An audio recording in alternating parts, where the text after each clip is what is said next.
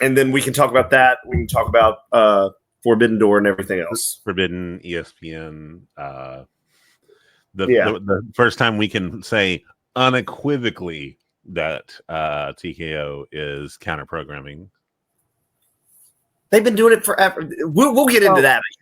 I know. I've mentioned multiple times that maybe it is, maybe it isn't, because they make these things out well in advance. But WrestlePalooza is 100% hey, we're gonna do something on ESPN. Let's do that day. They've been being blatant about it, in my opinion, for the last year and a half. But anyway, whatever. Count me. Just let me know, and I'll do the intro. Yeah. Because live. We'll try to frenzy. I'm drinking this stuff because it was I had to order something. I'm solo. Rindy's out of town for her birthday. Oh, okay. So I'm solo dadding it, and I didn't really want to pile 3 kids into the car to go over to Kroger just to get a few things. So I just ordered a couple of snacks and drinks that'll get me through the next couple of days. They had this on sale, Bat Gore Cola. It's cherry vanilla coffee soda, and it sounded just weird enough that I'm gonna give that a shot. It's odd.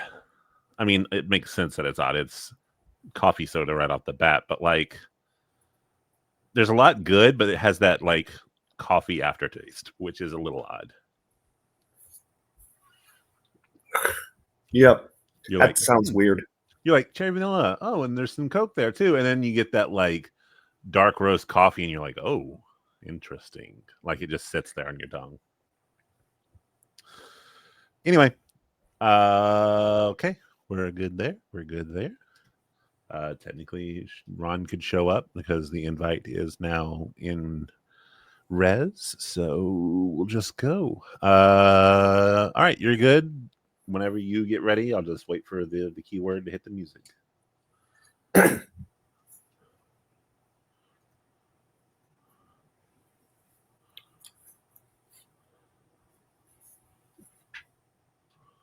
Let me ask you a question.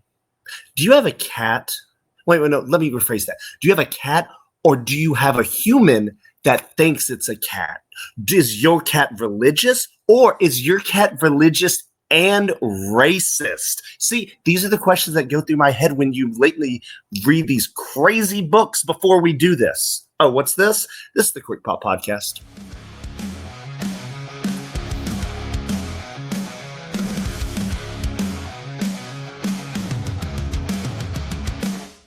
In the ring, we're talking loud. Ace shaking, raunchy, proud. Quick Pop Podcast all around. Wrestling fans, we break it down. Hit a slam, hit a roar. Every night we give you more. From the mat to the core. Tune in fans, let's explore. Quick Pop Podcast, we ignite every fight. That's right. Don't touch that dial, wrestling fans. That unhinged monologue means one thing. You're here. You're home. You're with me, Jake. I'm with Ace. Ron's not here. This is the Quick Pop Podcast. We say words, you listen to those words, and hopefully they're entertaining to you. Ace, how you doing? I have so many questions. Oh, I hoped you would. What questions do you have? Religious cat? Oh, yeah. No. Okay, so my wife and one of her friends was reading this book, and they're like, "Oh my Lord, you have to read this. It's bonkers. It just goes off the rails." And I'm like, "Okay, cool, bet. I'll read it. Well, listen to it." It's called The Last House on Needless Street. Mm-hmm. And so it starts, and it's okay, there's this dude you're talking to, this dude is talking and going through this thing, and there's a missing kid, and he was accused of it, and it's all from his narrative, and he has a daughter, and you're like, oh, that's not his daughter. I'm like, okay, it goes bonkers. I'm like, okay, that's not his daughter, right? Okay, keeps going. Then about 3 chapters in, suddenly you just hear a different narrative, and you're like, okay, it's talking about Ted. I'm like, okay, that must be the guy's name that we just followed. Then it starts talking about oh, the other Ted walked across the street. I'm like, what? The other Ted? What are you talking about? And then it keeps going, and you're like, am I reading this perspective of a cat? And so it keeps jumping back and forth between this guy that may or may not be a killer, his cat that apparently thinks the cat across the street that just sits in the window is Jesus' cat, this cat that thinks white cats are stupid and inferior and stuff. So basically a racist cat. This cat that basically insinuates that like when other cats hiss, they're dropping hard Fs. Like it's just, and I was just like a few chapters in. I'm like, man, this is crazy. And my wife's like, oh no, I'm at like the end of the book is crazy. I'm like, this is not the racist religious cat. That's not the bonkers part. So I'm now convinced, whether I'm right or not, I haven't finished the book, that the cat is not a cat. It's a human dressed up as a cat that this guy has kidnapped and made this person, kid, or whatever think that it's a cat. That is my guess on where this book is going. I'll keep y'all updated. That was a lot of words that were thrown at me. Yeah, all at once. I'm gonna need a minute to process. You need a whole full minute. That was a lot. I need the full 60. Yeah. Okay. You take your 60 seconds. Thank you. This is the Quick Pop Quick Minute. This is a Quick Pop Quick Minute.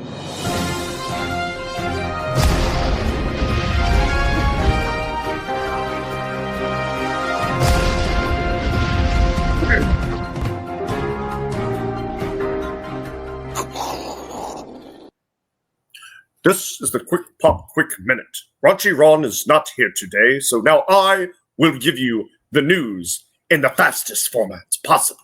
The Minute for Wrestling News.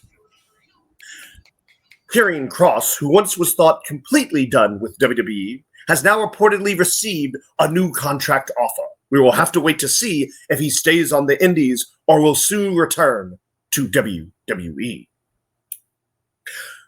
WWE has also announced its initial return to ESPN. The ESPN app now will launch earlier than expected. Once expected in January, it will now launch in September, as by doubling down on pay-per-views, they have exceeded their contract with Peacock. Thus, pay-per-views will be leaving Peacock. All of the WWE streaming will still be on Peacock, other than Raw and SmackDown on Netflix. Will Ospreay has suffered an injury that will require neck surgery. He will be out for quite some time. Swerve Strickland also has a leg injury that will keep him out for quite some time. This is quite a hit for AEW, who just came off of a show breaking the O2 wrestling attendance record. And that has been your Quick Pop explosion sound here.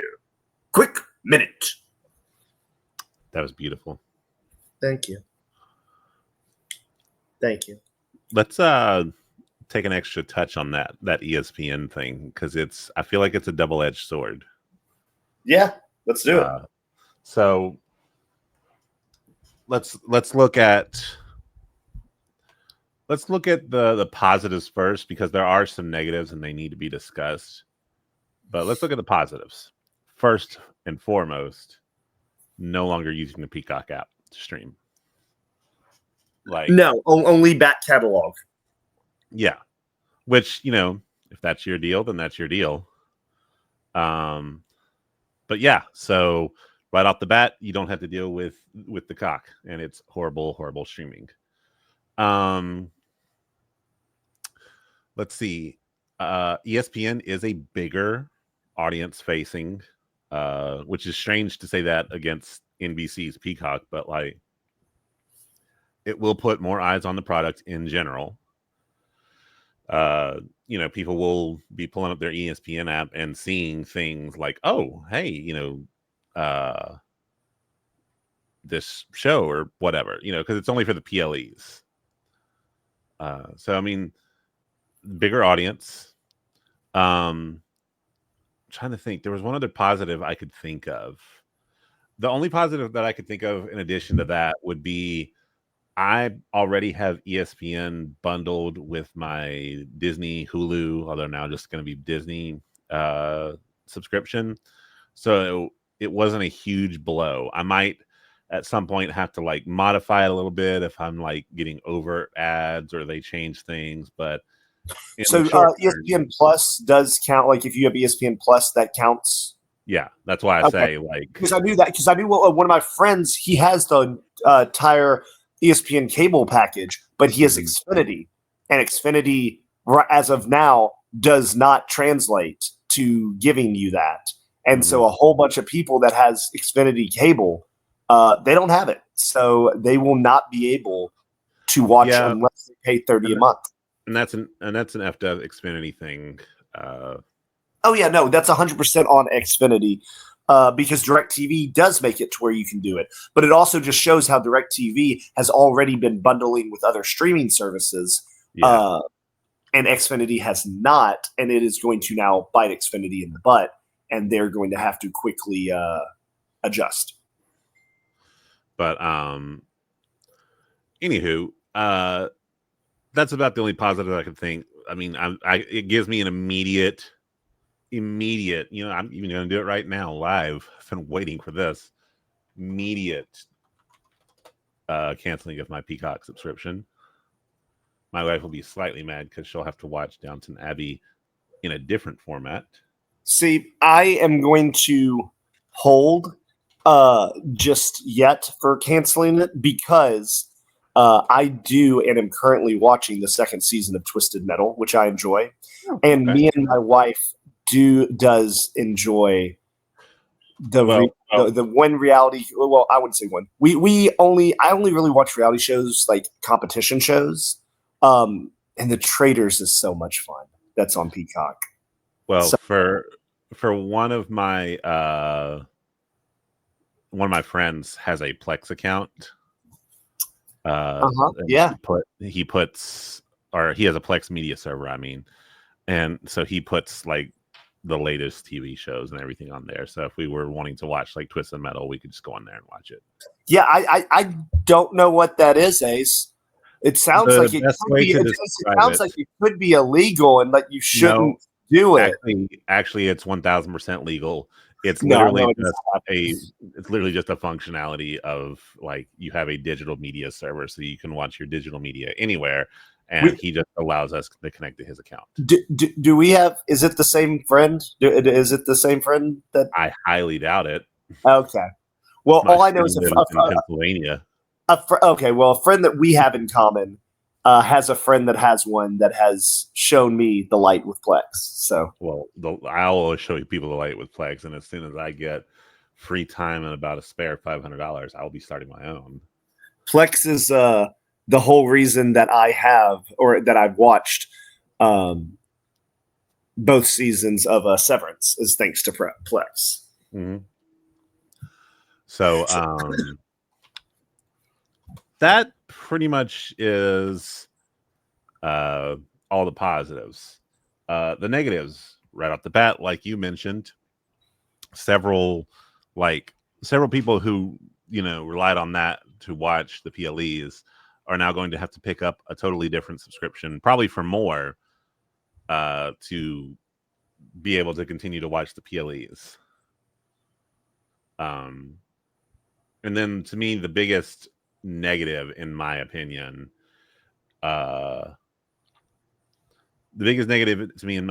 would probably be, I don't know. We mentioned this in the pre-show a little bit. The extremely overt counter programming that I want to say WWE, but I also want to say TKO because it feels like an upper corporate decision rather than like a sudden WWE decision.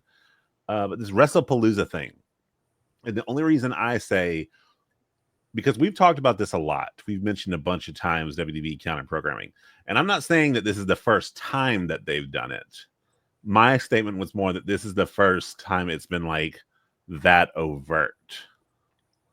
In so much as in the past, the counter programming like is Saturday Night Main Event, if you could even call it that counter programming, or like an NXT show or whatever. But to me, this is the first one that's been like not even subtle counter programming, because this is a thing that didn't exist. hasn't existed before. And it's just out of the blue showing up. And when they go to look at the calendar of events, they were like, that one, the one with the other show's big show. And let's also make it our main roster, not even NXT. Like this is main roster, debut on ESPN. Let's just do everything to pull all eyes away from that other thing. Well, there's subtle, kind of programming. Oh, we have this NXT show and they do theirs on Saturdays. And so we're going to like, you can oopsie counter program, but this is the first one where it's like, no, straight up, we're creating this brand new thing and we're putting it on this thing. Well, if you believe some of the whispers, and I actually tend to, because I've been saying that they are counter programming them in a more despicable way than the Monday Night Wars going back and forth. The rumor is the reason WWE is ramping up the counter programming is they are trying to make it to where AEW cannot get another TV deal, because right now Warner Brothers Discovery is very much so in flux. Like they were one company, now they're two companies again. Which one of those two is it that AEW is, their show is aligned with, all that, And so the rumor is that WWE left Peacock. They now are working with TNA to get TNA either a TV deal on CW or a streaming deal on Peacock. And whichever one they get, they're going to move TNA to Wednesday nights. Mm-hmm. Then they are going to start counter programming their pay-per-views hard to try to lower their pay-per-view buy rates so that the next time their TV deal comes around, their buy rates are down, their ratings are down. And if WB drops them, and let's say TNA gets picked up by Peacock, Peacock doesn't need wrestling, ESPN doesn't need wrestling, Netflix doesn't need wrestling, like all the streaming and television main channel, NBC doesn't need wrestling, all the TV channels shrink, and all the streaming shrinks. So therefore, without a TV deal, your budget goes down to almost nothing. We saw it with TNA. TNA lost the TNN TV deal, and they're like then their budget just went down, and they've been floundering ever since. So there's a lot of talk that WWE is basically trying to. Oh, and that's another thing is UFC is moving to Paramount, so Paramount's off the board because that's a TKO company. So yeah, there's rumors that they are basically TKO is moving their pieces all around the streaming so that AEW literally will have like one or two companies they can negotiate with if things go south with WB. And then, yeah, when you have less companies to negotiate with, those companies know they have the leverage, so they'll give you a smaller money TV deal. And so therefore, then you will have less of a budget. So you either don't get a TV deal and you're just not seen on anything, or you get a small one and now your budget's half of what it was. Right. It's dirty. Yeah, and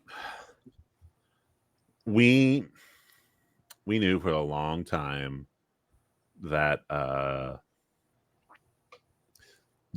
with the TKO merger and everything, that some shenanigans, some funny business, some somethings were going to happen, at some point. And there were little things here and there,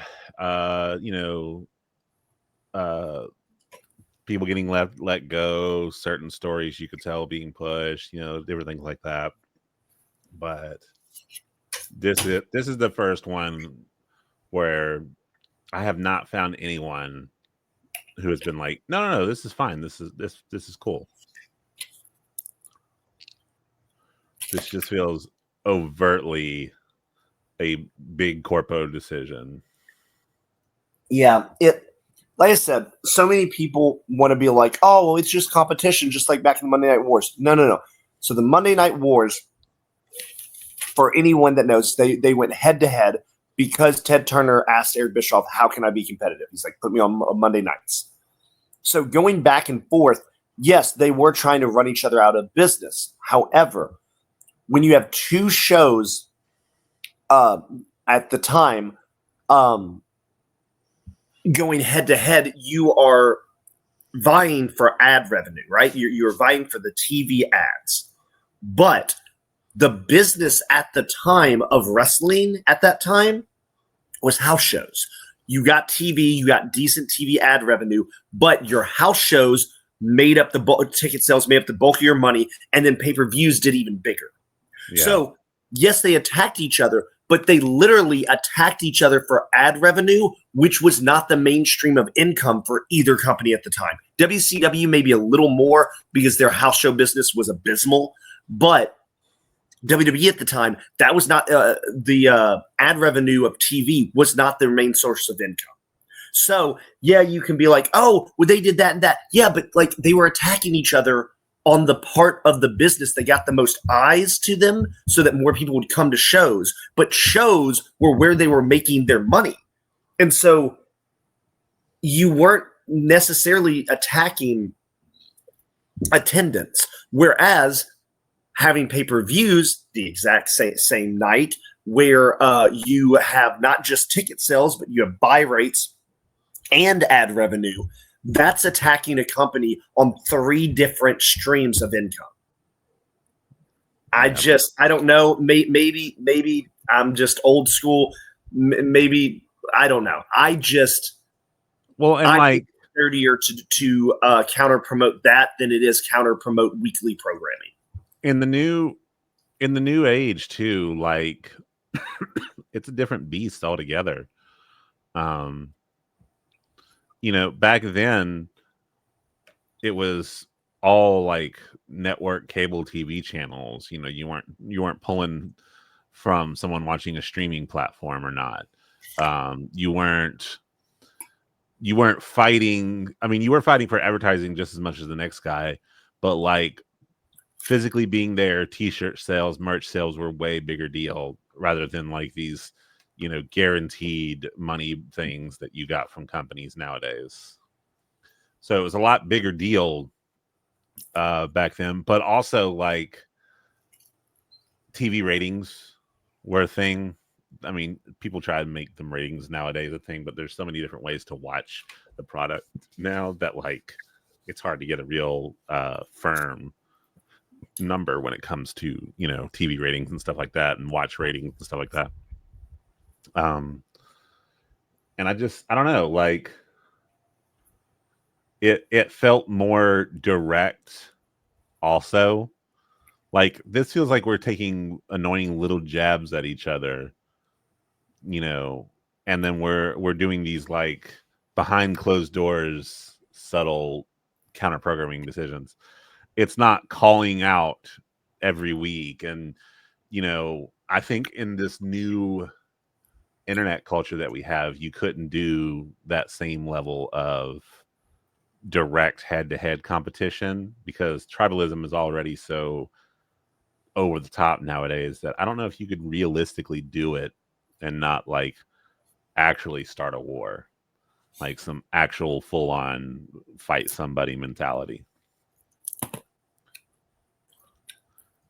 They're basically it's a different world we live in nowadays. It is a different world we live in nowadays.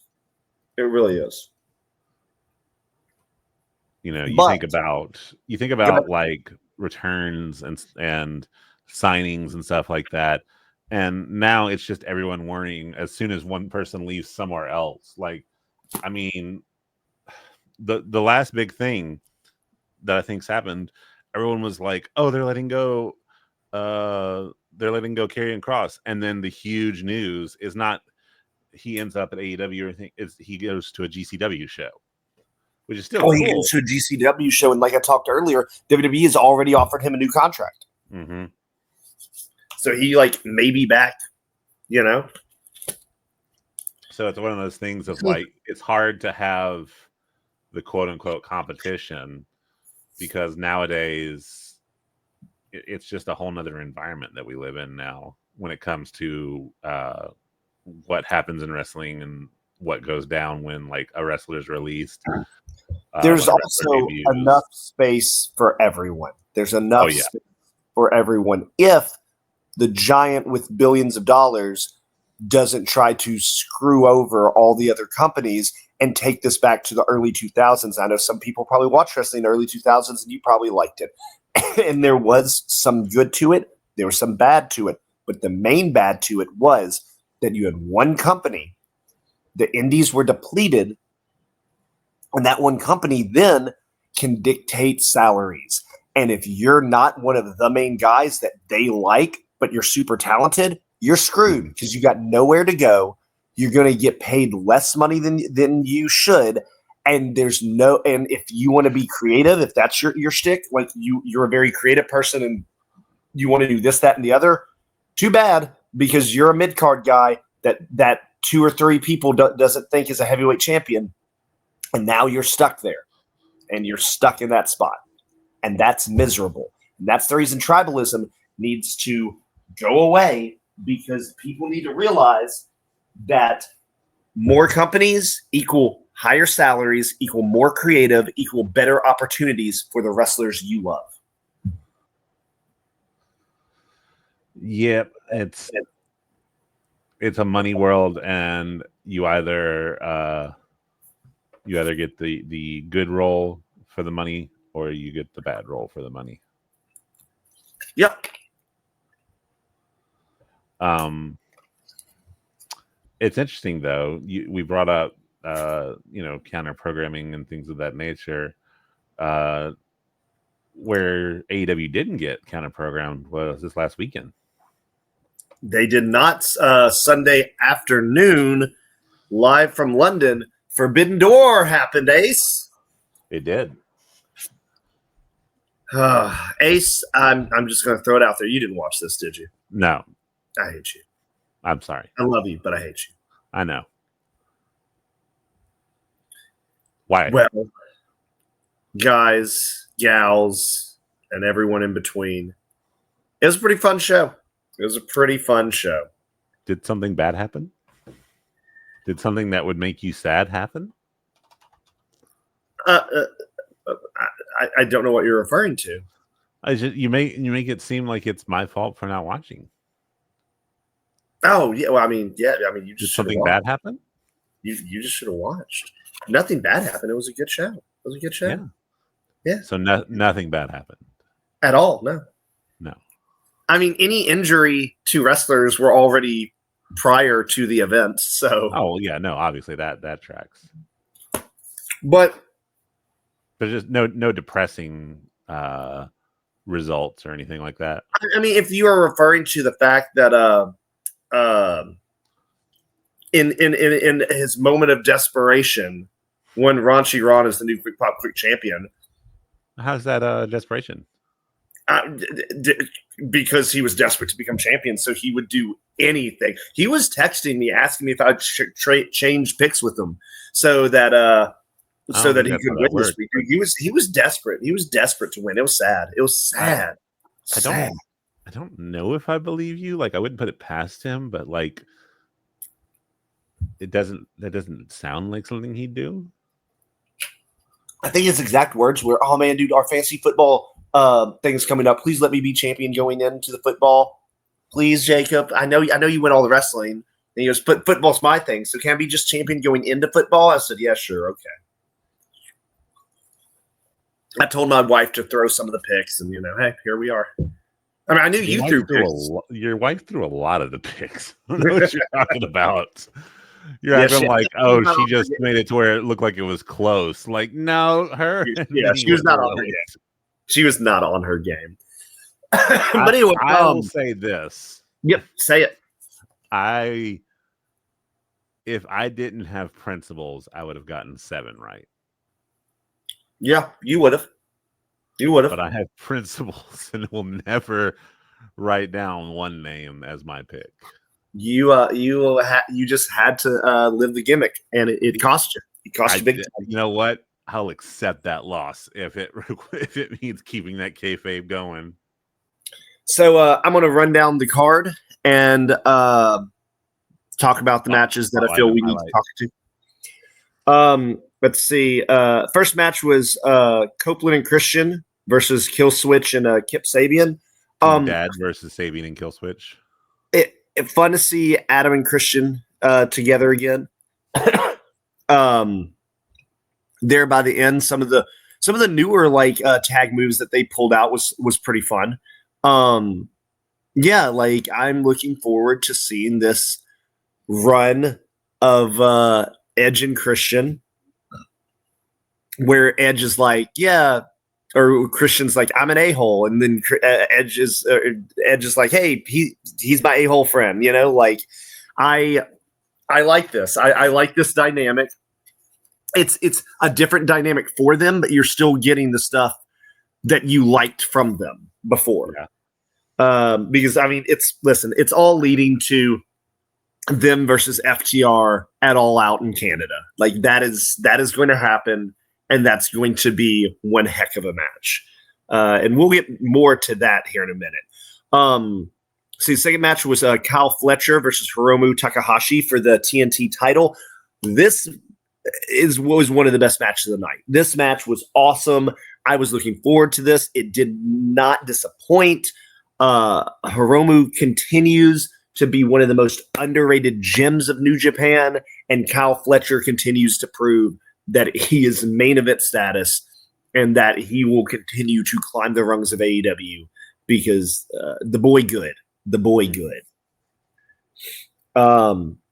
The women's four-way, very entertaining match. Mercedes Moné, Bozilla, Alex Windsor, and Persephone. This match, so you know those Ace, you know those movies that you watch, like the first Transformers movie, right? And then by the third or fourth car that comes in, and they're like zooming in on like what brand it is and stuff. You're like, is this a car commercial? Am I watching an action movie that's also a car commercial? This felt like this match was the Bozilla commercial, where you also just are watching a four-way women's match, because like every other second it's like, oh, this girl does this girl does this, Bozilla demolishes everyone. Oh, Mercedes did this. Oh, Alex did this, Bozilla demolishes everyone. Like every three minutes in the match, Bozilla was just dominating everyone. It was just like, oh, cool, we get it. She's this is apparently about her. Yeah. Mercedes retained, but apparently it was all about Bozilla. Ace's favorite match of the night, the IWGP World Heavyweight Champion Zach, Ace's best friend Sabre Jr. versus Nigel McGuinness. It was the technical match we all thought it was going to be. It was very fun. It was back and forth, a lot of reversals. Just one misstep by Nigel ends up getting pinned by Zach. Zach retains. This match made me once again go, I need more Nigel McGuinness. I loved the dude when he was in ROH. I loved him even more when he was in TNA for his short run as Desmond Wolfe. This dude is just still so good and needs to stick around. Now here's a match I want to sit with for a second. Okay. The AEW Tag Team Championship three-way match. Hurt Syndicate versus FTR versus Brodito, which is Bandito and Brody King. It was a pretty good match. Ace, have you heard the rumors about MVP and the Hurt Syndicate behind the scenes? They're kind of upset with the way that they're being treated. So it isn't that they're upset with the way they're being treated. They're trying to dictate how they are being treated. I mean, like, dude, they've been tag team champions forever. Like, I don't know why you'd be mad at that. But no, so apparently going in to All In that we saw, there was a triple threat match for the tag titles there too. It apparently originally was going to be a one-on-one match between Jet Speed and them. And there's rumors that they wanted to drop the titles to Jet Speed. And then it came out that MVP said, no, we're not going to drop the titles to Jet Speed and all of this. And that, that MVP for some reason didn't like a member of Jet Speed. So now going into this match, apparently it came out that it was supposed to be a one-on-one match with, like I said, this is all hearsay, with FTR. And they did not want to drop the titles to FTR, which I'm like, what? Why? FTR is a they are multi-time tag champion. Like they're like, no one's going to look at FTR beating that team and be like, oh, that's unrealistic, Yeah. And so that's the reason it was a three-way and all of this. And I was like, okay, that's hearsay. They kind of squashed the first one. Yeah, they even made a backstage segment with like a joke about it and stuff. But then the match happens, and Bobby Lashley and Shelton Benjamin are just beating the crap out of everyone. They get a few licks in on them, but like for the most part, they're beating the crap out of everyone. And then two people in New Japan jackets and ski masks come in and jump Bobby Lashley and Shelton Benjamin and like fight them out of the ringside arena area, like back into the back. Yeah. And like beat him up with like crowbars and stuff. And you find out that it's like Ricochet and his two goons. And then we have new tag team champions. But seeing as how they were beating the crap out of everyone and then gets jumped by people so that they can't be in the match for the finish, it leads me to believe that some of these stories might be true. And if so, I understand in protecting yourself and stuff. But man, if you're the tag team champions and you're facing an 11-time tag team championship team that has won titles in Raw, SmackDown, NXT, New Japan, AAA, New Japan, and AEW. Maybe it's okay to lose to that team. Maybe it's okay to lose to that team. That maybe that doesn't hurt you, right? Yeah. I just and Brodito's the new tag team champions. I would have rather it been FTR. I think Brodito, I think it feels rushed, but I'm fine with it. I'm cool with it. I really hope Bobby Lashley and Shelton Benjamin aren't trying to pull this, oh, well, we look bigger than other people, so those people that are smaller than us shouldn't beat us, because that's some Hulk Hogan bullcrap thinking that I don't need in my AEW. They're fun. They're interesting. Shelton Benjamin, to me, looks better than he has in WWE in years, but dear Lord, that mindset needs to go away, and they need to learn to play ball, because they're good. They're good in this company, but if that's their mindset, they don't need to sniff titles, because if they're going to hold the titles hostage until like you can find a way to have them lose it without getting pinned, screw that. Next up is your AEW's Women's Championship match. Timeless Toni Storm, surprisingly, in my opinion, retains against Athena. I thought the Forever ROH champion would win. Seeing as Tony has had that belt for about a year. Yeah, but the problem is it's one of those things where like she's had it for a while for sure, but she's doing so well with it. She's getting the Roman Reigns treatment of like, you're going to keep this on you as long as like you're an absolute like money maker, breadwinner, like whatever. I mean, don't get me wrong, entertaining as heck in both matches and promos, selling merch like crazy. I understand. I just thought somebody like Athena that has barely ever two things. One, I thought somebody like Athena that has barely ever lost would beat Toni Storm.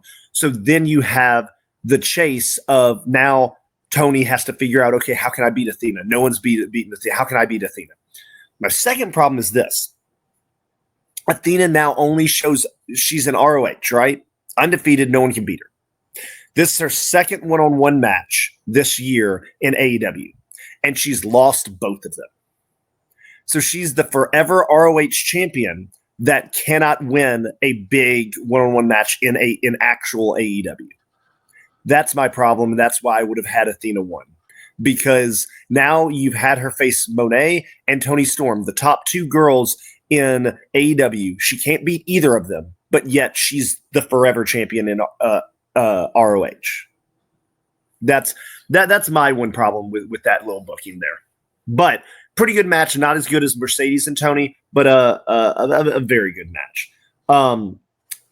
AEW World Champion Hangman Page versus MJF, as we all thought and knew, amazing match. Hangman wins it. There's a spot that is going to forever be a meme of MJF, of Hangman Page like kicking out the last second, and MJF like body pops up and literally his head falls onto the ref's body. So it's bloody MJF looking confused at how he did while he's just like laying on top of a referee. It's a funny spot, but yeah, just great, phenomenal match. Oh, absolutely. I mean, and I think MJF is one of the few wrestlers who can like lose and it not be a push killer. Like he can lose and it's still like, okay, so what? Like, well, he lost, but he still has the contract, so he can still get another shot at some point. Yeah. Well, I mean, that storyline, yeah. But I just mean like, even in general, like when he loses, it's not like a career killer or a push killer or anything. No, he is such a good villain that you want the bad guy to lose. So like you said, when he loses, it doesn't kill his push because like he's still such a good bad guy that then the next match you want him to lose again, you know, and stuff like this. So like, yeah, no, he has positioned himself in a great spot. And he continues to deliver in big time matches. People need to put some respect on his name if they're not already doing it. And Hangman Adam Page is like carving out, not just like everyone now is like making the story that he's the main character of AEW, but it's not just that. It's that he's carving out this spot where it's like against all odds, he finds a way to win. It's almost like it's like the Super Cena thing, but like the Super Cena thing was just like, oh, Super Cena can't lose because Super Cena, right? Hangman has become like that, but his is he gets the crap kicked out of him and just won't quit. Like that's the thing with him is like there's no quit in him, is like his version of Super Cena. And I'm digging it. It's Super Cena, but you believe it when he like Super Cena's. It's not like, oh, he won because he's Adam Page. It's no. He lasted because he's Adam Page. There was I was about to say this is the last match. I skipped a match. Kazuchika Okada versus Swerve Strickland for the Undisputed Championship. Maybe you skipped it because we don't want to think about the fact that we might not see Swerve for a while. Yeah, so he came into this match saying that he had a leg injury, and it kind of showed. The match was good, not great.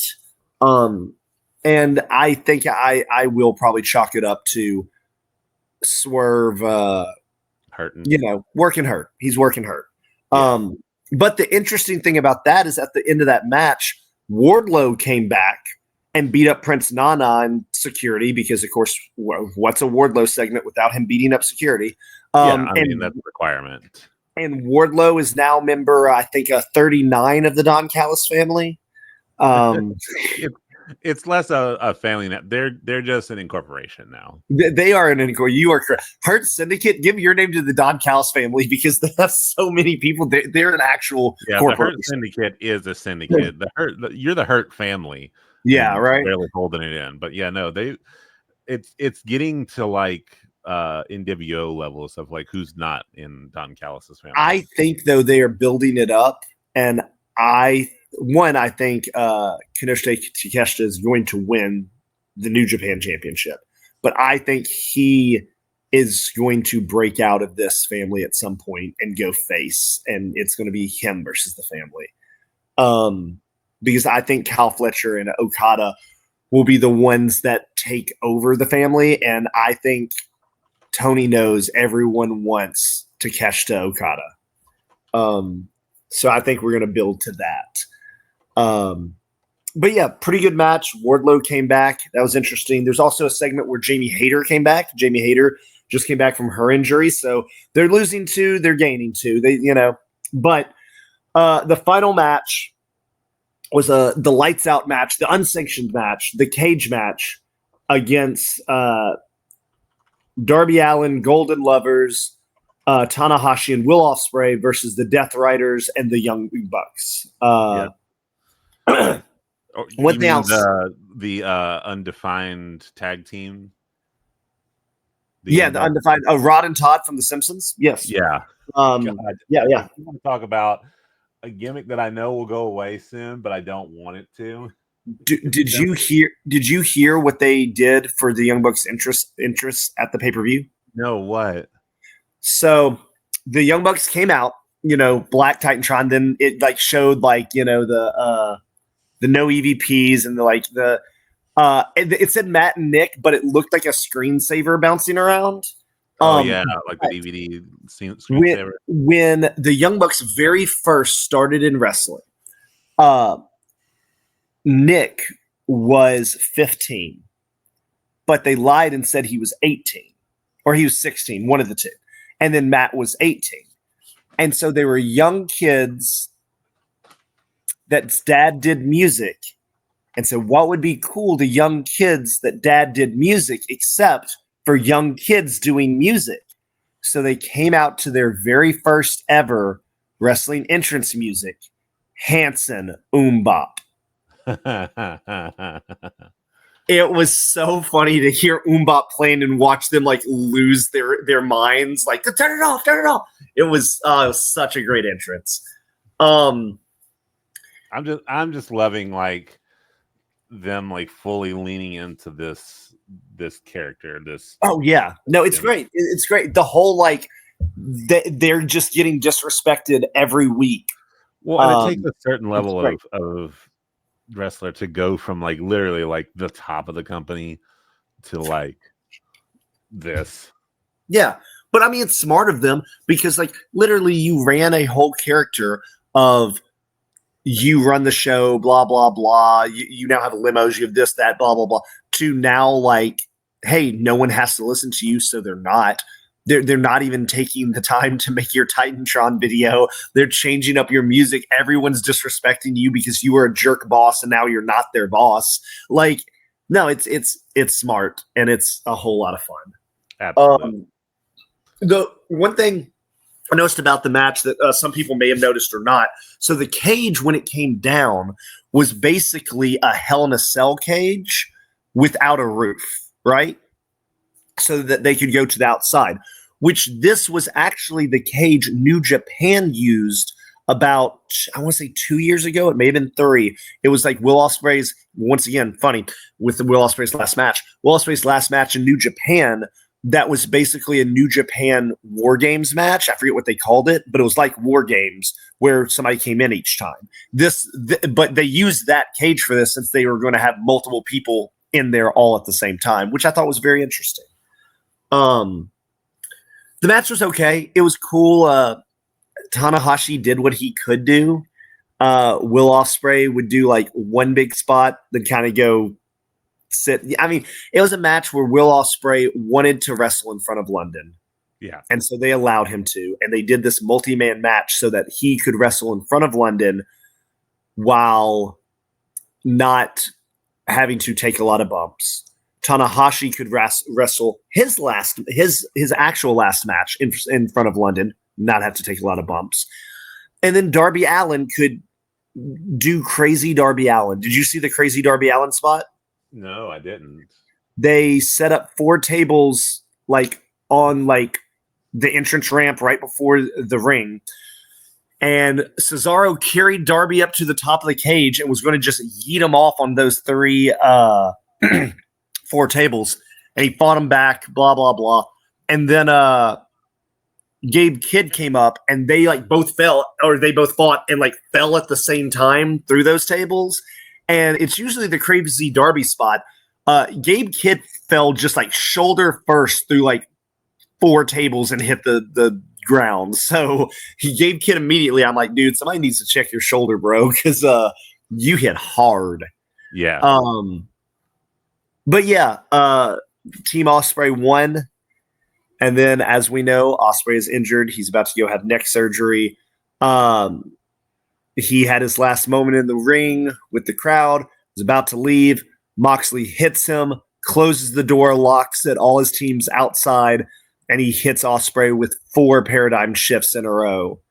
And yeah, so now you have the write-off for Ospreay.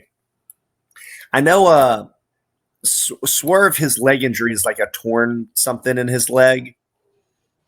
So he may be out for the rest of the year, but I can see Swerve maybe being back in January, February.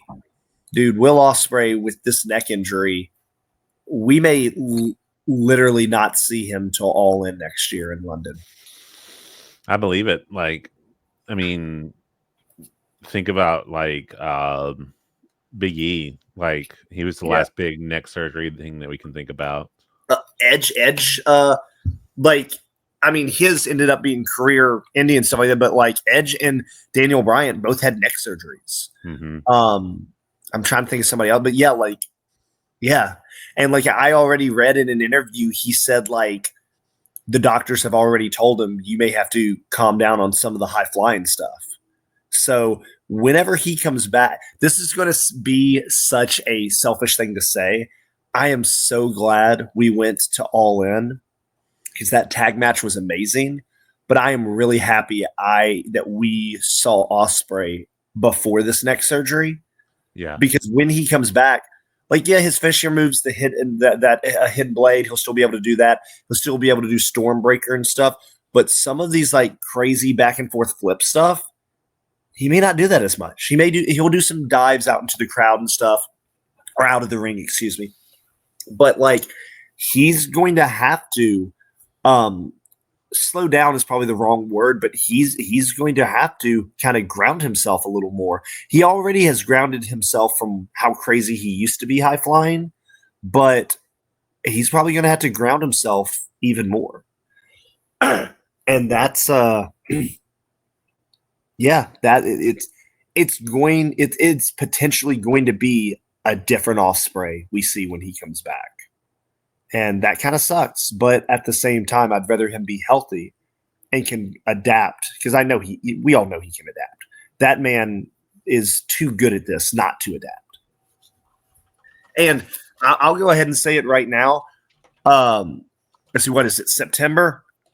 Even with him missing the last 3 months of the year, that dude is still top 3 contender for Wrestler of the Year and won't get out of the top 3. Like, he still is top 3 contender. Like, it's going to be hard. It's going to be hard for someone to beat him, let alone knock him out of the top 3. Yeah. That dude has had a hell of a year. We applaud you, Will Ospreay. Get well soon, buddy. You too, Swerve. Oh, 100%. 100%. I think we actually managed to fill an episode. I think we may have filled an episode. Even though, like, it's very much a holding pattern again. Like, even though we just had Forbidden Door, it's a weird thing where, like, you've got Forbidden Door, you got Clash in Paris this weekend. Yeah. Clash this weekend, yeah. Which I got to see if the guys are doing anything. I'm not going to be able to do anything because it'll be during the week. Or, sorry, during the day. Yeah. That's what I meant to say. Yeah, I figured I wouldn't be able to get you there to the next evening one, which unfortunately would probably be WrestlePalooza / All Out, depending on which one they decide to show. I'm telling you this, I'm watching All Out. So if they want to show WrestlePalooza, that's cool. I'm watching All Out. More than likely, they'll have both because they've got like one by the TV and then the projector one. So what I would say is just have both. Well, just know that WrestlePalooza will be 2.5, 3 hours, and All Out will be 4.5 hours. Yeah, because that's AEW goes long, buddy. Oh yeah, especially on they go all out. Yeah, you know what, Ace? They go all out. All right. Well, we are unfortunately missing our buddy Ro Ronathan, but he had just the right amount of personal thing that were covered in our You're Allowed to Skip. And all jokes aside, Ron is the new Quick Pop Pick'em champion.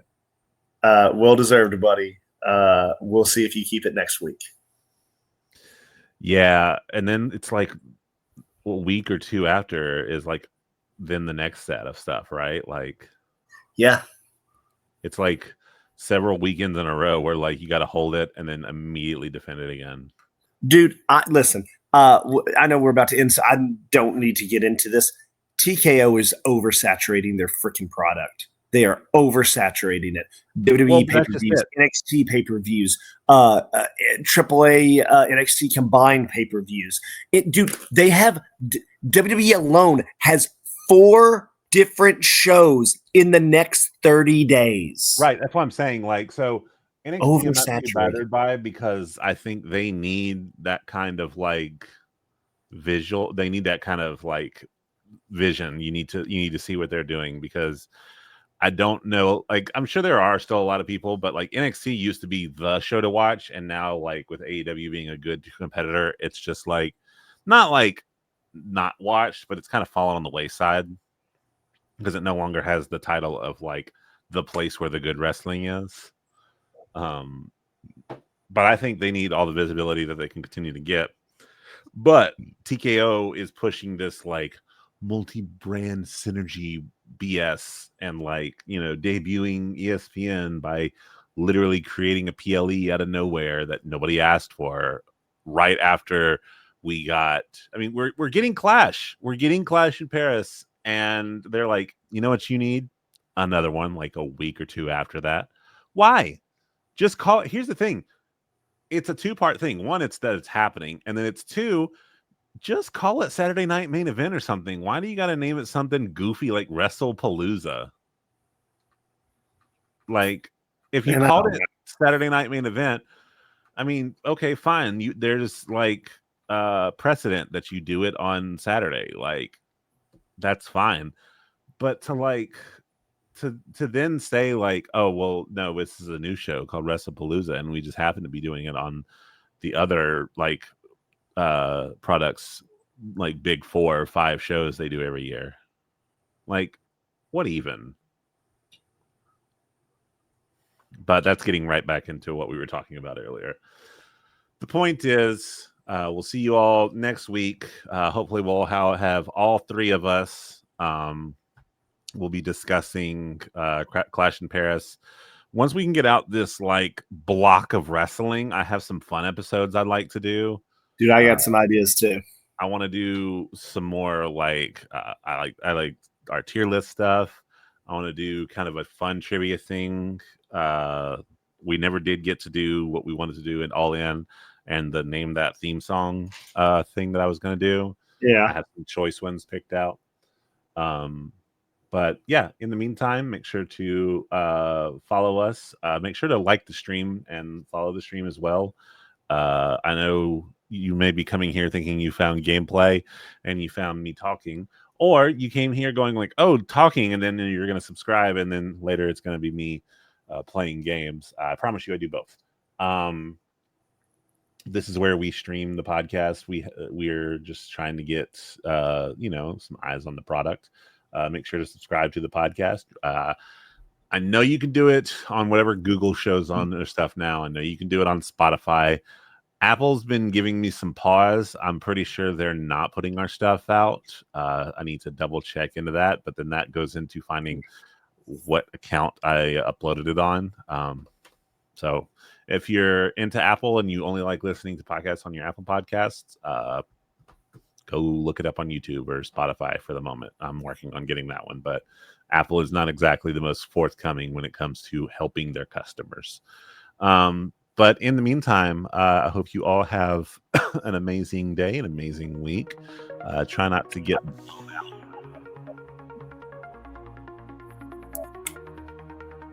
And remember, make sure if you have a cat to check that it's a cat and not a human. Yes, please make sure that your cat is both, 1, spayed or neutered, and 2, not a human.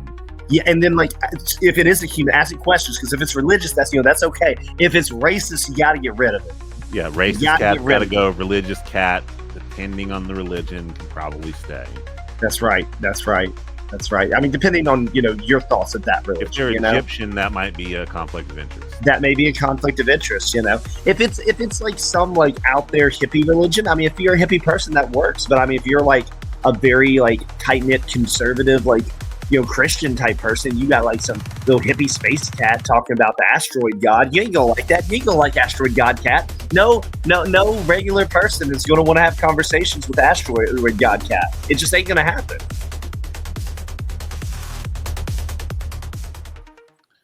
And if they're Jewish, then you gotta